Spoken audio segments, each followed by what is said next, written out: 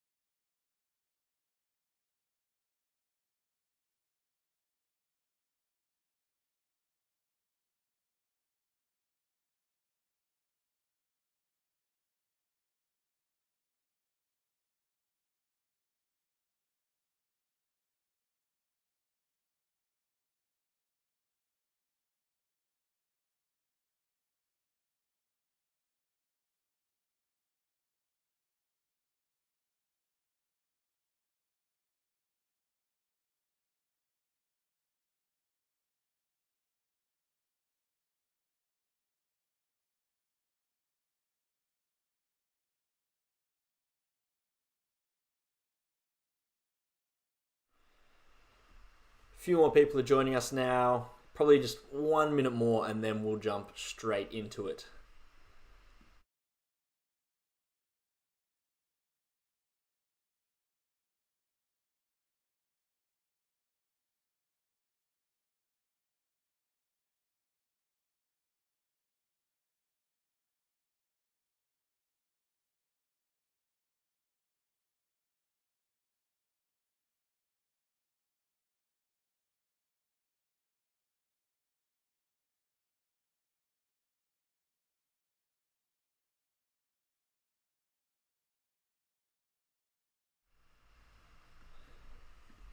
Alrighty, let's make a start. Thank you very much, everyone, for joining me this evening. Welcome back for our third webinar of the term and of the year.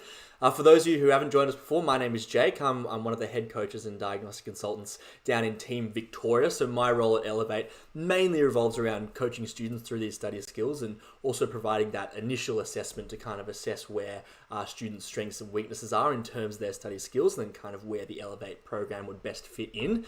Before that, I've spent a few years as well traveling around Australia and presenting the same study skills to students in more of that seminar type form. Now, if you were here 2 weeks ago, you'll recall that we spoke about time management, and we really dealt with three major problems that students have in terms of their time management. Them being that students don't know how to organize and track their time. Of course, students procrastinate, but we all knew that one. And that students don't have effective learning environments. And in relation to those problems, we looked at things like weekly planners so they could structure and organize their time. We looked at setting goals and providing small incentives for small tasks, and also some of those anti-procrastination apps. And then in terms of learning environments, we looked at those don't do if then lists. So if you find yourself kind of getting distracted, then there are some really clear actionable steps to get back to work as soon as possible. So tonight we're going to be covering one of everyone's favorite topics, if time management or if motivation before that wasn't already your favorite topic. Tonight we're going to be speaking about technology. And really we're going to be talking about it in two facets. The first one is we're going to be talking about how to minimize it as a distraction. And then secondly, how to maximize it as a useful study tool. So a quick agenda for the night. I'm going to start just by giving a quick rundown on who Elevate is and what we do. Then I'll jump into a quiz to start off the webinar because I really would like to get your input and your perspective on some of the things we're going to be talking about tonight. Then I'm going to jump into the mainstay of the evening, which of course is the webinar about technology. Tonight, it is a bit of a shorter one, and that's a little reward for some of you frequent flyers who have been so vigilant and have been here every single fortnight. That whole webinar is probably going to take about 35 minutes in terms of content, which gives us heaps of time at the end for me to answer as many questions as you can fire through in the next, say, 37 minutes or so. And I'll answer as many of those as I can, and we should be wrapped up well before the 7 p.m. mark. So, The first thing that I'd like to direct you to this evening is the chat bubble. If you're on our website, it's in the bottom right-hand corner. It's that pink bubble again. If you open that up, you'll have that direct line of communication straight back to the headquarters in Sydney. There's our rockstar team there tonight, as they always are, ready to feed me through all of your questions, any of your comments, anything that I need to know throughout the webinar. If you are on YouTube, then we have that same function. It's that YouTube chat box just on the right-hand side of the video. Now, before I jump in, I do just want to reiterate, I'm not a parent, which you may have already guessed, thinking I might look like I'm 14 presenting here tonight. I'm not, but I'm not a parent. And so I'm not here to talk to you through that kind of lens or from that kind of perspective.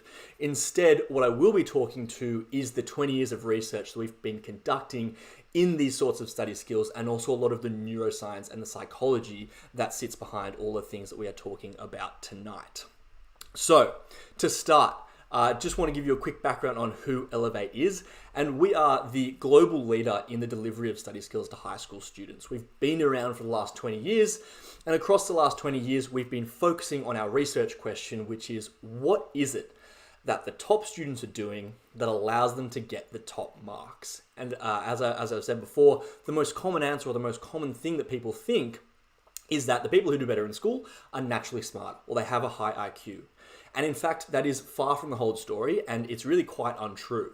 So across the last 20 years, we've conducted a wealth of quantitative and qualitative research, and it's become abundantly clear that the top students get the top marks not because they're smarter than everyone else, but because they work smarter than everyone else.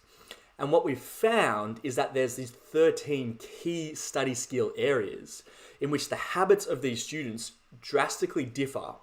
That is, the top performing students use these skill areas in a different way to the middle and lower performing students that allows them to achieve those results. And it's those 13 study skill areas that forms the basis of the programs that we run. Those programs themselves kind of come in a few different forms, them being seminars that we present to high school students. We work privately one-on-one with students and their families. And then more recently, we've had the pleasure of doing things like this, where we can talk to parents and of course students over the internet and via Zoom and whatnot. All right. So, getting into the content for tonight, if I can direct you again to that chat box. So in the bottom right-hand corner, if you're on our website, little pink bubble. On the right-hand side, if you're on YouTube. I'm going to ask 4 questions in this quiz. Please send through your answers through to the team back in Sydney. They'll be feeding me some of the most common responses so we can use them for tonight's webinar. The first question that I would like everyone to start thinking about is, how many hours does your child spend on their devices? Is it A, 1 to 2 hours per day, B, 3 to 4 hours per day, C, 5 to 6, or is it D, your child spends more than 7 hours on their device every single day? And I'll give you a few seconds just to type in that response and send it through to that chat box. All right. Now, coming into our second question, slightly different. How many hours do you think that the average child spends on their device every single day? Same answers. Is it A, 1 to 2? Is it B, 3 to 4? Is it C, 5 to 6? Or is it D, the average person or the average student spends more than 7 hours on their device every single day? And I will give you the answer that we have found. So we've conducted some research. So we've got some internal Elevate data where we surveyed a bunch of the students that we work with. Plus, there is a few published educational resources that have some meta-analyses on the amount of time that students spend on their devices. And when you take those two numbers, those 2 points of information, we find that the average is actually between 7 and 7.5 hours per day. So the answer is D. That is that these students are spending, almost up to a third of their day on their devices, if we have 24 hours in a day, which we do. Or if we think about how many hours that a student is awake, being 14 to 16 hours a day, then, maybe 50% of their time is spent on their device. And yes, some of that's going to be productive, but of course, some of that's not going to be very productive. So that leads me then into my third question of the evening, and that is, what is it that your child mainly does on their device? Is it A, social media? Is it B, video games? Is it C, Netflix or YouTube? Or is it D, other? And usually we find that the most common answer here is A. People spend most of their time on social media. Sometimes we see a lot of C's coming through, lots of Netflix or YouTube. If your answer is D and your child spends most of their time on their device doing study, then that's a very rare scenario, but perhaps a favorable one if that's something that they want to do. And while those answers are coming in, well, I'll give it a few more seconds. Okay, we'll flick through to the final question of the quiz tonight, and I just want you to kind of register how much you agree with this statement, that devices or social media negatively impacts my child's ability to study. Do you A, strongly agree, B, agree, C, disagree, or D, strongly disagree?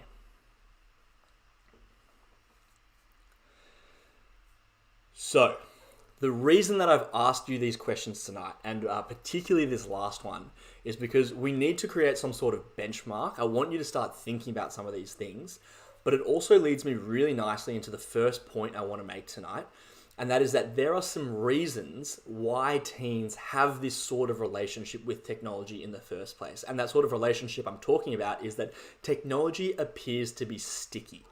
And I want to start by talking about some of the neuroscience and the psychology behind that exact thing. So there are three main reasons why we find that technology is sticky. And I'm sure you've heard of this new documentary on Netflix. It's called The Social Dilemma. It was created by Tristan Harris, who is Google's former chief ethical officer around technology. And I guess the interesting part here, certainly for me at least, around social media and technology is the neuroscience behind it and these core reasons why this tech is sticky. And this is not just for teens. It happens to adults as well. But it happens to students particularly because their brains are slightly more plastic. That means that their brains can change really easily based on the behaviors that they're enacting and the things that they are doing. So the first reason that we find that technology is here all the time is because it is salient. When you download apps like social media platforms, they are everywhere. And they do it on purpose. They send reminders, they send notifications. It's the same thing with video games where you get reminders all the time. And therefore you get a frequency impact. Your brain internalizes this stimulus, which is common, and therefore treats it as important because it's there all the time. Therefore, I must pay attention to it. Now, the second reason that technology has this relationship with people is because it is social. And I'm sure we could all make a pretty strong argument that social media in reality isn't very social. But in terms of the network effect that it has, most of your child's friends are probably on them. Therefore, if your child doesn't spend time on these social media apps, they'll get FOMO, or fear of missing out. And therefore, it becomes very clear that the network effect of these things leads to more people doing it. It's a classic social phenomenon where if more people have it, I want it too, I must have it. It's, the same thing with that new car or the new golf clubs or the new phone. It must be good if more people have it, therefore I want it too. And the third reason that we have this relationship with technology is because it's rewarding. And the key thing here is our favorite neurotransmitter that we always talk about. It's called dopamine. It's known as the addiction neurotransmitter. And all of the software coming out of the technological world relates to dopamine and the reward pathway. That reward pathway relates to goal-directed behavior. And so in the same way that people can become addicted to other things, we can become addicted to software too. Because they are literally hijacking our ability to create habits. So in the Social Dilemma, they talk about, social media as a drug and technology as a drug, and it's not completely true and kind of depends on how social media is used and who the person is using it, but it does hijack those habits. So humans, we're pretty good at learning things, but we are much better at making things more efficient by creating habits. For example, if you consider that you had to relearn to tie your shoes every single time, life will be very inefficient. So our ability to form those habits makes our life more efficient, which is a survival advantage. And of course, as we said before, we have habits that are either positive or negative. And so they can lead to either a better life or a poorer life. So with that in mind, tonight I'm going to actually reframe technology change as habit change. And like I said before, students, particularly teens, are incredibly neuroplastic. Their brain changes based on the behavior and what they are doing. Now, this is backed up by a lot of famous neuroscientists, for example, Norman Doyne, who was really interested in this kind of thing.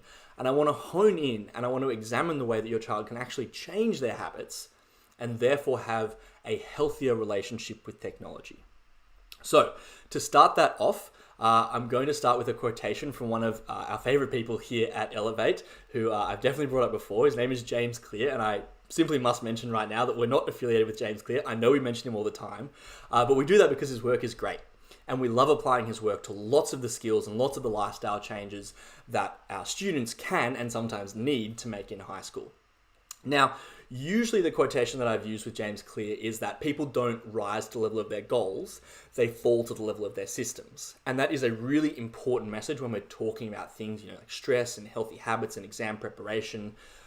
But tonight, I have a slightly different quotation, and that is that you don't have to be a victim of your environment, you can also be the architect of it. And the simple idea here is about habit loops, which James Clear loves to talk about, and we're going to talk about it tonight.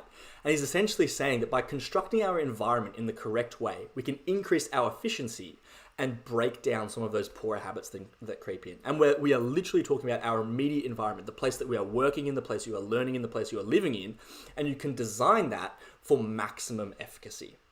And so in order to do that, we do need to really closely examine exactly what your child's habits are in relationship to technology, because of course, that's what we're talking about tonight. So how does this work? Usually when we talk about habit loops and we're talking about breaking bad habits, the classic example is smoking, but it really does apply to any real habit that we have. And humans have, over 200 to 300 individual habits, some of which we're probably not even aware that we have. But every single one falls into this habit loop. And there's 4 aspects of it. The first part is the cue. That is basically the trigger that leads to the second part, which is the craving. Now, in the craving part of the habit loop, this is where the dopamine, that neurotransmitter, reaches its peak. This is where it's highest. It is the anticipation of the reward where the dopamine is actually highest, even more so than in the actual consumption of that reward. So once we have that craving, we then lead to the response, and then of course that leads to the reward. So for example, that smoking one, it's a classic one. You see someone smoke, or you see an advertisement, or you smell something, which gives you that cue to crave it. You get that rush of dopamine that comes through. Then the response is, I want a cigarette, and you go and seek that goal of it and have that reward of having the cigarette. Now, like I said, this loop happens for every single habit that we have, and there is a social scientist from Silicon Valley called BJ Fogg who loves to attest to this, particularly in relation to technology. And so the key question for him and the key question for us is, how can we relate this habit loop and these rules back to technology? How can we leverage it in order to improve your child's relationship with technology and make it more efficient, make it more streamlined? And so James Clear comes up with this framework of breaking habits, which is the mirror, or kind of the inversion of the good habit laws. So obviously here there are good habit and bad habit laws. And I want to have a look at both of these and provide some tips on how we can use this for your sons and for your daughters. So very quickly, to go through the good habit laws first, I'll use the classic example of a very common New Year's resolution, or really any time of year resolution of, I want to do some more exercise, or I want to exercise more, I want to be a healthy person, whatever it is. So if our goal is to do more exercise, the first thing we need to do is we need to make it obvious. This is the cue part of the habit loop. And the example we give is we put our shoes next to our bed, we put our clothes out the night before, we put pictures of people exercising, in your room, on your fridge, in your garage. You're essentially running a marketing campaign for yourself. The second part is to make it attractive. So we're into the craving phase now. And the way we usually recommend doing this is called temptation bundling, where you take something that you want to do and you pair it with something that you like doing already. So for example, here, you go and exercise with friends, or you do it with someone that you care about. The third part is to make it easy. So we've got all our alarms already set, the clothes are already out. We're essentially creating for ourselves the path of least resistance, because that's the one we're most likely to go down. And then finally, we make it satisfying, so that at the end, there is some sort of reward. And the way that we usually recommend to make it satisfying is to visually track your progress, because humans love to see that they are making progress, and a visual way is the best way of doing that. Those are the good habit laws. To then invert that, talking about the bad habit laws, if your son or your daughter is addicted to their phones, and I'm more talking about kind of a soft addiction here, which is more in terms of poor habits rather than a behavioral base, we do the opposite. So we make it invisible, we make it unattractive, we make it difficult, and we make it unsatisfying. And we're going to go through these bad habit laws and show you essentially how you can apply it with your child. But before we get there, there is a key thing to note, and that is that we are working on a principle rather here that's called Pareto's rule, which is also known as the 80-20 rule. And what it means is that 20% of the things that we do here is going to lead to 80% of the outcome. And more specifically, what I mean here is that 1 and 3 are the most important. That is the cue part, making it invisible, and the response part, making it difficult. These two do most of the heavy lifting for us. The reason is that the attractiveness and the satisfaction is actually really hard to change. Because imagine that you spent 10 or 20 years doing something that has been attractive to you, that has been rewarding for you, and all of a sudden you're doing the complete opposite thing and trying to convince yourself that it is unattractive or unsatisfying. It's really hard to do. But making something invisible and making something difficult is much easier. And those are the key variables that we're going to focus on in terms of breaking a bad habit relationship with technology. So how do we actually do this? And I want to do this with you. This is a framework that we like to use in our coaching programs about removing bad habits and reinforcing good habits. And I'd actually like to do this live as well. So again, directing you to the chat box, if you could open that up, bottom right-hand corner, if you're on our website, chat box is on the right on YouTube. The very first thing that we do is to create a habit scorecard. And so the question for you is, what habits do you think you have? And when we perform this habit scorecard, I strongly recommend you do it with your child. You can do it by yourself. But think of the things that you do. So, do you have a habit like brushing your teeth, tying your shoelaces, getting a coffee first thing in the morning? Do you go to the gym every day? I've got a mate who eats 4 boiled eggs for breakfast every single day. Do you get Uber Eats on a Wednesday? And then after each of these habits that you identify, we give them a score. And so again, this is based on James Clear's work. But you write down the habits, you give them a score of either positive, negative, or neutral. So, in the chat box, if you could, write down 1 or 2 or 3 if you can habits, put a score next to them, send them through. It can be for you or it can be for your child. Just let us know what some of your daily habits are. And then we can practice this and we can jump in with the next step, which is to practice it with your child. So, I'll give you 10 or 15 seconds. I'd love to hear about some of the habits that you have. Of course, if there's any kind of interesting ones, we can share them at the end. I know that previously when a similar webinar was run, one person sent through that the habit they had every day was to take a shower, but they put a negative next to it. So I'm not sure if they wanted more showers in the day or less showers, but I thought that was pretty interesting nonetheless. But yes, please send through some of those habits.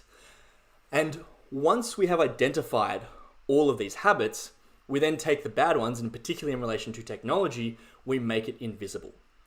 Now, the reason that we've just done that first step is because if we only focus on the negative habits, if our framing is entirely negative, we enter a very risky area. But if we've looked at all of the habits that your child has or that our students have, we can really easily say, hey, look here, you've got 60 or 70% of your habits that are incredibly positive. And that's awesome. Well done. There's a few here that are neutral, but if we look here at the negative ones, there really seems to be just 1 or 2 negative habits that are really causing you a bit of harm and causing you to be pretty inefficient. And if you can draw attention just to those in the context of all the other great habits they have, we can start to enact some behavioral change a little bit easily. Now, in terms of tech, we have 2 suggestions for making it invisible. The first one here is notifications off. As we said before, notifications are designed to be addictive. And ideally, you could turn notifications off as a family, so everyone can do it. All of the apps that you have, you turn the notifications off. Now, obviously, if you need some things to communicate, like a family WhatsApp, that's okay, leave that on, obviously. But things like Facebook, Instagram, TikTok, turn those notifications off because it makes them less visible. And the second thing that I've got here is app blockers. Now, I'm going to talk about this a little bit later, and we talked about it a fortnight ago. But of course, here, the important part is to make things invisible, because if it's out of sight, it's out of mind. Or a little bit more articulately, it is much easier to avoid temptation than it is to resist temptation. And these things essentially allow us to just keep them away. All right.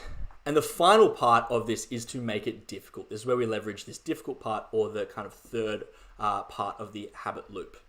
There are two things I want to mention here. The first one is family offline time, and I mentioned this 2 weeks ago again. So this is the whole kind of underlying message here is that collective change is easier than individual change. So as a family, this family that I've mentioned before, Aaron and Anita, they put all their phones in a box at dinner time. I mentioned 6 p.m. last time. Sometimes they can do 1 hour, 2 hours. 6 to 7, phones in the box, everyone has dinner. And then 7 to 8, everyone can do their study or they can do their work after it. And no one has their kind of devices nearby them. So they're not distracted by it. The additional benefit here is that there's not only one person doing it, and so they don't feel victimized, which is a really easy thing for one student in a family to feel if they're always being targeted about being on their devices. The second thing here is really cool. This is a currency chore system. I'd only heard about this quite recently. It's particularly useful for younger students. I am aware that it might be a bit condescending for older students, but essentially, every time a student or your child does a chore, there's a currency system. So for example, doing the dishes might be worth 5 points. And when they have enough points, they can cash them in for things they like doing, like social media or video game time. And so what it does is creates a cause and effect system to create a link between what someone is doing and what they end up with. And so for example, you might say that 1 hour of social media time is worth 10 points. So for kind of year 7, year 8 students, it's a really great way of doing it. You can do it with educational stuff like homework. You can do it outside of education with, chores. But that might be something that you try, particularly for some of those younger students. Okay, so we've formed the habit scorecard. We've made it invisible. We've made it difficult. And finally, I do want to address the final part of the habit loop. So this 3-step process is designed to do most of the heavy lifting. Like I said before, should get 80% of the result. But we always do like to talk about this final part of the habit loop, which is to make things satisfying. And the way that we do that, like I said, is to visually track your progress. And we saw this exact diagram with Jack and Fiona last week in terms of tracking success using a weekly planner.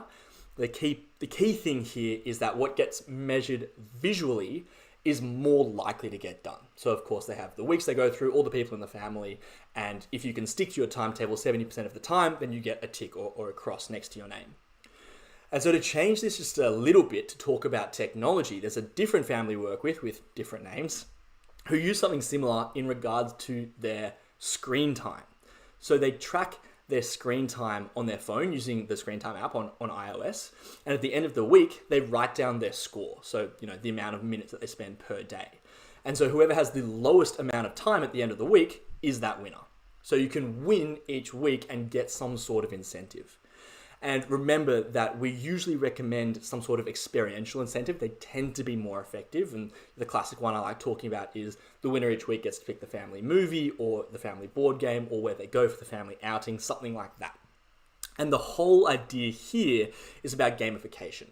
The social media apps that we are using also use gamification. They hijack our natural habit forming ability, the hardwiring that's in our brain. And so we're doing the same thing.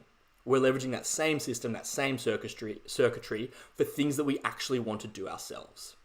And of course, having it somewhere public, like on the fridge, is a great way of reinforcing that. And it does tend to breed that friendly competition that we know teens love. Okay, so to wrap up this first part, which is that technology change is habit change, there are 2 final things I want to mention. The first one is exposure. Habits take a while to kind of form and to cement in. And it takes longer for the more complicated these habits are. So for things, we're talking about 3, 4, or 5 weeks for things like notes or time management techniques, whatever it is.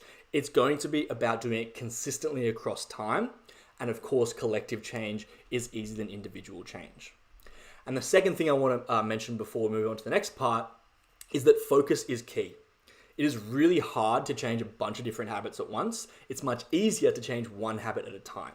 So I recommend that you pick a habit, you focus on it across the next 4 weeks, you get on top of it, and then you can move to the next one and the next one. All right, so that is part 1, looking at how we can hijack our bad habits back to something that's a little bit more efficacious, a little bit more efficient, which leads me very nicely into part 2, which is the more positive side of technology, I suppose, and that is how you can use it really effectively. And we love to talk about apps that can accelerate your learning. And so just to frame this, I have a quotation from this person here, Michael Fullan. He's a Canadian educational researcher. And he says that pedagogy is the driver, technology is the accelerator. Technology is not inherently bad. In fact, there are so many things that make life easier, make it more convenient, because it amplifies for us as human beings what is inherent, what we actually need to be doing. The key thing here is if you don't have the right methodology under the hood, then the technology will compound the problem. For example, if your child is really poor at time management and they can't create a planner, then giving them this technology is going to compound the problem because they don't have the right baseline skills to be able to use the technology effectively.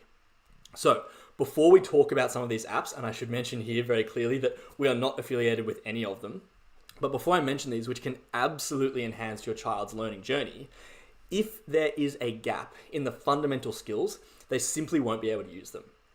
And furthermore, like I said, it's likely to exacerbate this problem and to decrease their motivation because students will expect these apps to fix their problems. So I'm going to talk about a few of them. Again, we're not affiliated with them. They're just getting a bit of free marketing. We do use these extensively in the coaching program because we have found that once a student understands that underlying machinery, once they have those baseline skills, then these apps essentially act as superchargers.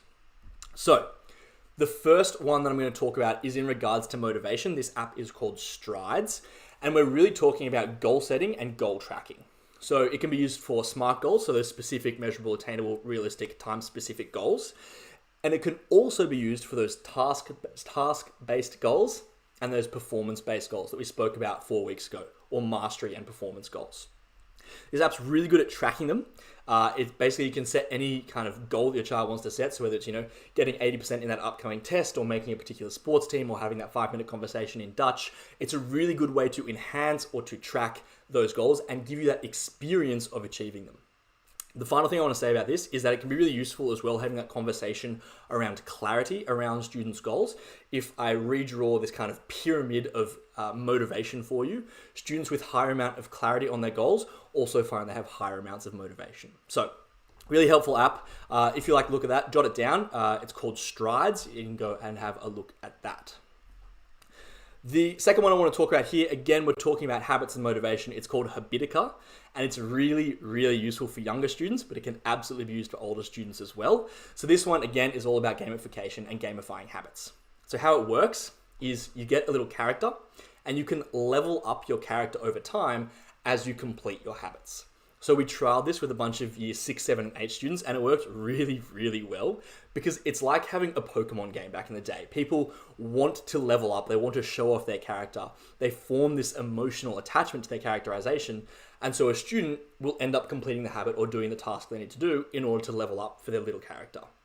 So it's a really good one, for example, if you want to, encourage the use of using that weekly planner, or, even if you want to use it for decreasing time on technology, which I know is weird, using tech for tech, but it's a really good way of incentivizing a behavior, particularly for these younger students, where it's a nice, fun game. Okay, I'm only briefly mentioning these. I know I'm gonna kind of get through them pretty quickly because there is a lot of question and answer that I would like to get to at the end. But if any of these look good, I would encourage you to do a bit of research. Lots of these apps have their own websites that run you through exactly how to use them and what they're good for. So absolutely go and have a look at those online. All right, moving on to time management. I'm going to talk about some of the most common apps that we use in our coaching program. And the first one here is obviously Google Calendar. And keep in mind that Google Calendar is used everywhere. I've put it in here because, like I said, we love to use it in the coaching program. I like to use this one for my own time management. The key thing about this is that it really does rely on a student knowing how to put together a weekly planner first. So when I coach my students through this, I make sure they have the skill first. In fact, slightly pedantically, I make sure that they can put together a planner on paper and show me how to do it, and then we switch it to Google Calendar. Because if you're not fully across the skill, the calendar just won't work, and it might exacerbate some of those problems, and we don't want that to happen for students. So, assuming they know where their time goes, and assuming they can structure it effectively, then putting it into Google Calendar can be an absolute game changer. Lots of schools use Google Classroom. You can be collaborative with your calendar, so you can students can share it with their friends, they can share it with you as parents, you can collaborate on it. There's obviously color coding. You don't have to write things again and again because you can just repopulate all of your weekly tasks as they come through every single time.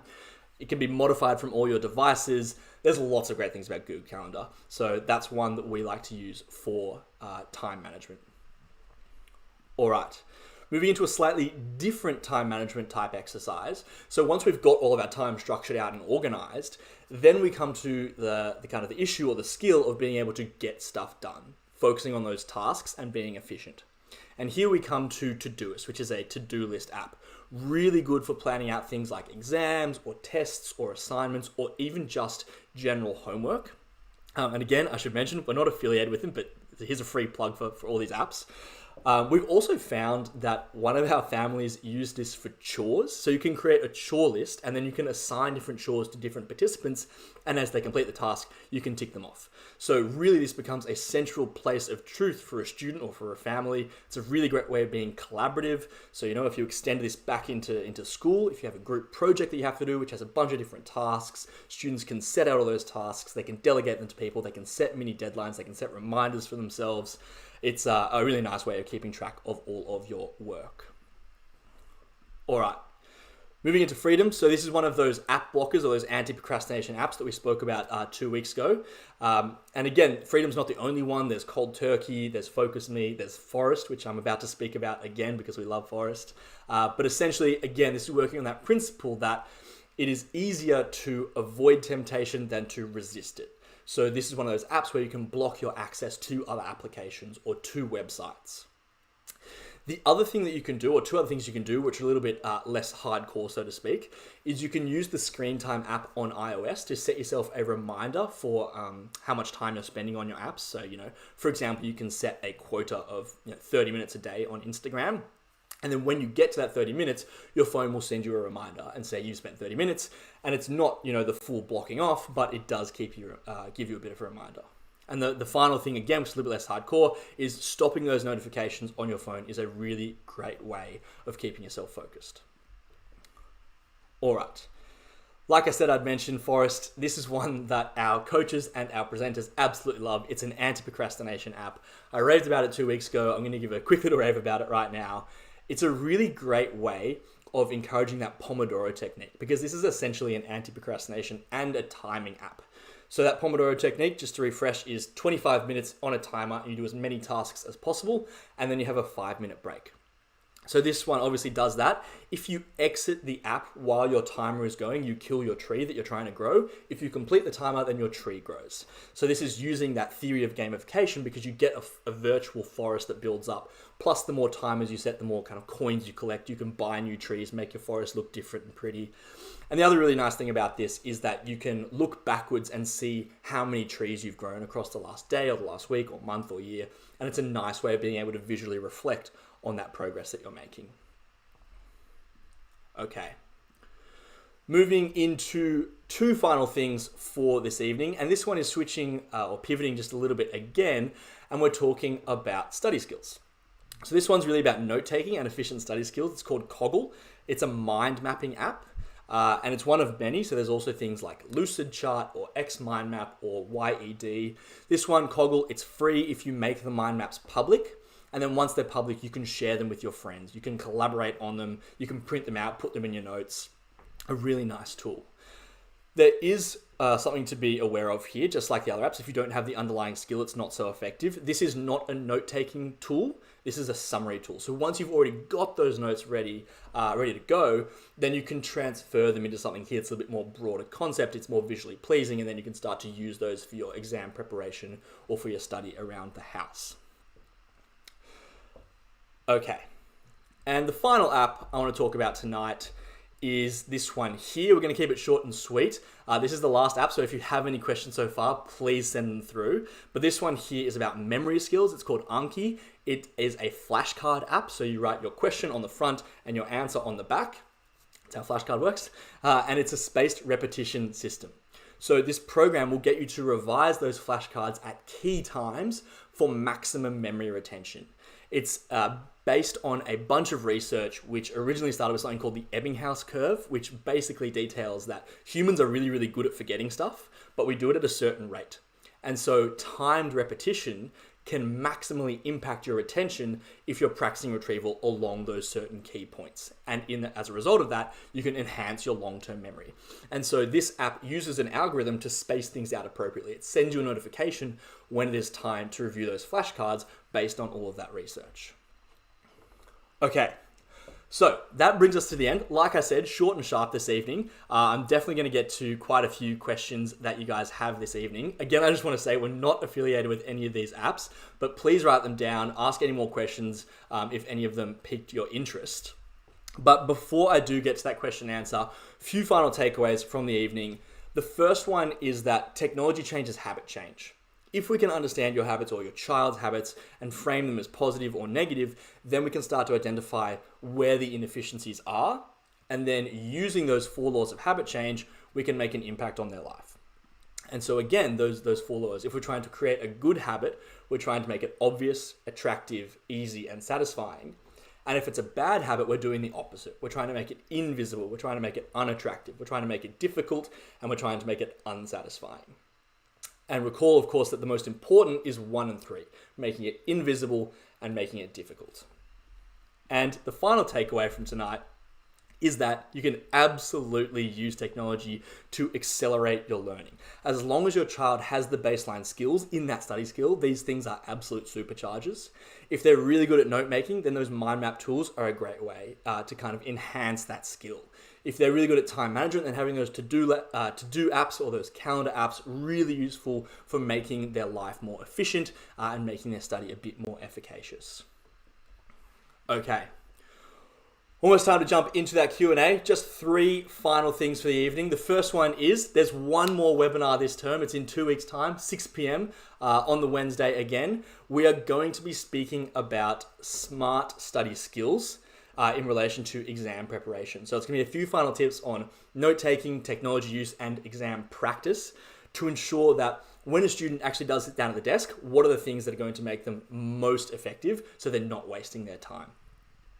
Secondly, if you had any questions about how to implement any of these skills we've spoken about tonight, or any of the time management skills or the motivation skills, or you want to have a chat about potentially bringing a coach into your home to work one-on-one with your child, you can absolutely book a call with us. If you go down to the bottom of the page, if you're on our website, Maddie's calendar should be there. You can pick a time to get a call back from someone in the office. Or if you're on YouTube, there should be a link in the description for that same calendar, and you can book in a time to get a call back there. And the final thing that I have for you tonight is to send through your questions. It can be about technology, it can be about time management, it can be about study skills, really anything from today, anything from our previous webinars, any other questions you have, please send them in. I'm going to answer as many as I can in whatever kind of time period we have left. And I will just pretty much get started on those as soon as they are coming through. Might just have one quick drink of water.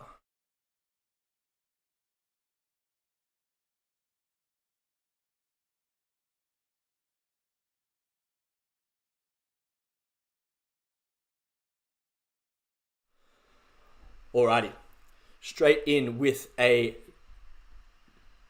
to the point question, I would say, and this has come from a parent who says, "Hi, what do I do with an 18-year-old in year 12 who is focused at school, does his homework, but does a little extra study as he stares at his phone for hours? Should I take the phone away or just accept that this is his choice?"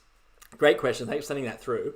I think really the key issue here is not so much related to technology or to the phone itself, but it seems to be either a motivation or a misunderstanding of how to achieve their goals. So it sounds like, they have some pretty good intrinsic motivation here. They're focused at school, likes doing his homework, but then doesn't do work outside. And so the question here for me is, are they doing that because they know that just by going to school and doing their homework, they will get the mark that they want and therefore they're happy? And you know what? If that's what a student wants and they're happy with that, then that's all well and good. Or is it because they don't understand that in year 12, if you want to get the mark they want, say they want to get 85, 90, that's a pretty high mark, that they actually do need to do work outside. And therefore the problem is not so much, being distracted, but it's just a misunderstanding about what to do.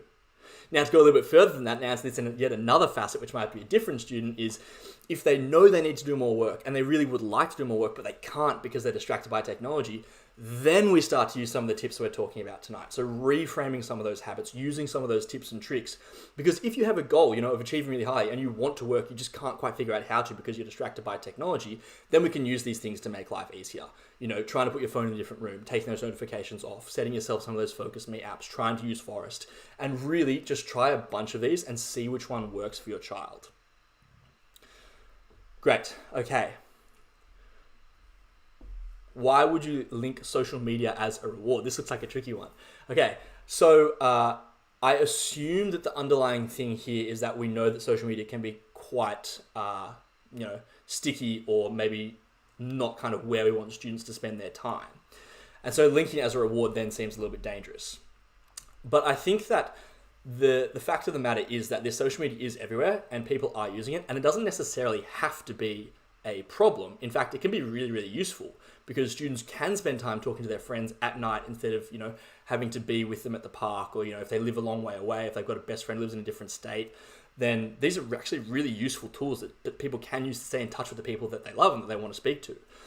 Of course, the problem here is that if we have too much of it, then it does start to become detrimental. And so I would use it as a reward, yes, perhaps cautiously, but not so much that I would think no social media is the way to go if it's something that people like doing and if it really does have a positive impact in their life in that moderated fashion. All right. Okay. My son is in year 8 and he's in his school, and I can't track what he actually does. He's very reserved, doesn't allow me to check, and it stresses me out because I don't know if he's doing work or if he's on games on his school device. Yeah, really good question and really tricky one to hear. Again, and I guess it kind of comes down to a few things. Is the problem here visibility? So I can understand that,